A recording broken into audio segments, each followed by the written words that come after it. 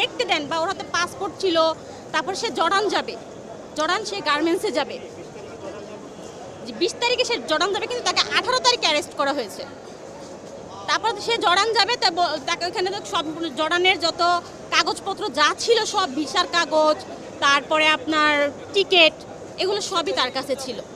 অফিসের ট্রেনিং না, অফিস থেকে এখান থেকে হামিম গ্রুপে সে এখন চাকরিধীন আছে, এইখান থেকে সে ওইখানে সুপারভাইজার হিসাবে জয়েন করবে আর কি, এজন্য সে জর্ডান যাবে।